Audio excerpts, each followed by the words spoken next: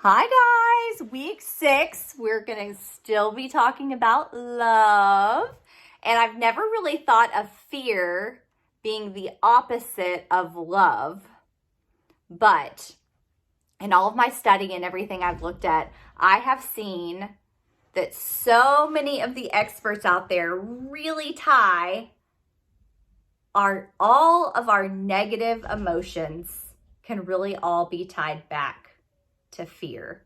A good example would be like I feel like I can get upset often when it comes to my kids, right? I want my kids to be good humans.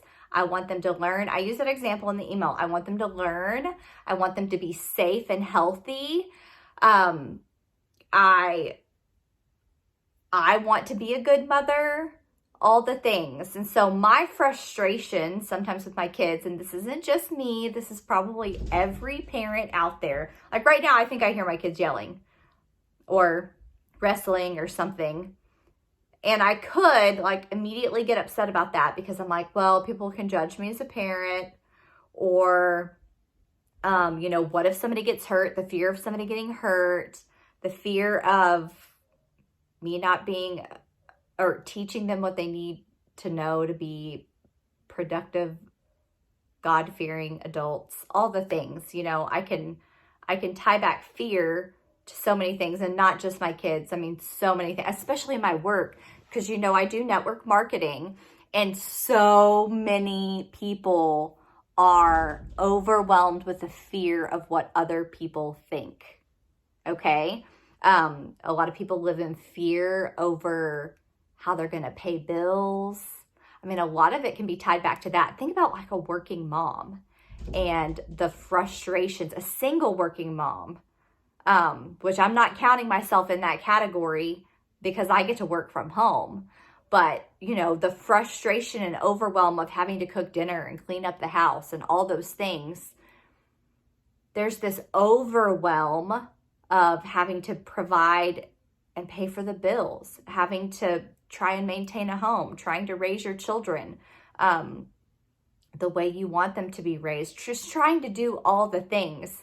Everything really can go back down and be tied to fear. And in this verse, it's 1 John 4:18 and 19, there is no fear in love, but perfect love casts out fear. For fear has to do with punishment, and whoever fears has not been perfected in love. We love because he first loved us. Love is an action, and so we know that if we can really, really practice love, it will help cast out fear. I have been addressing my fear for a long time now, and I have not figured out how to eliminate fear out of my life. But I have gotten a lot better at recognizing it. Today I got super, super flustered, okay?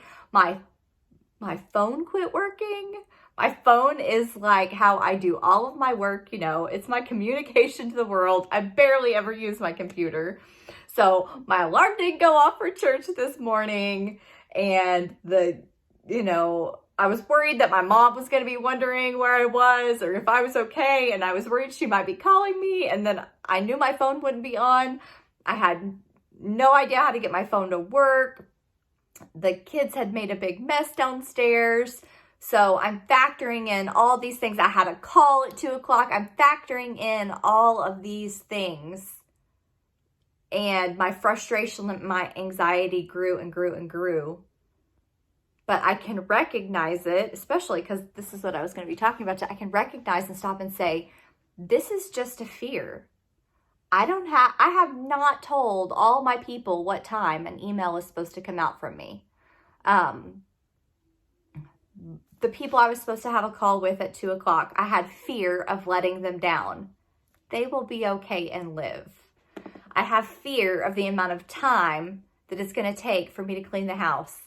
My house doesn't have to be cleaned. It's not a big deal. So if I can rationalize and tell myself, what are you afraid of right here? Because fear is a lie. That's from the devil.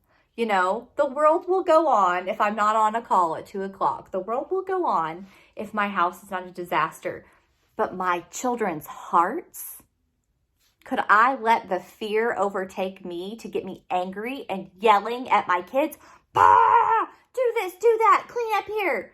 Don't worry about that. My phone is dead. I mean, I went there for a second. I was like, you know what? It's okay.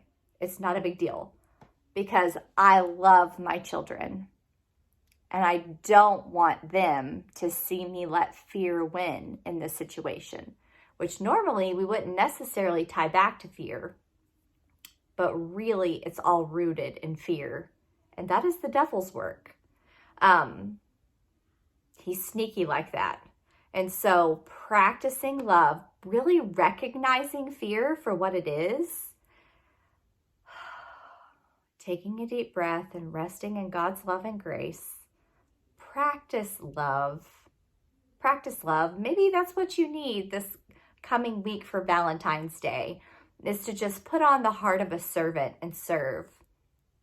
I had to do that in my house. I had to stop asking and putting expectations out there for my kids and just serve and love with the heart of a servant.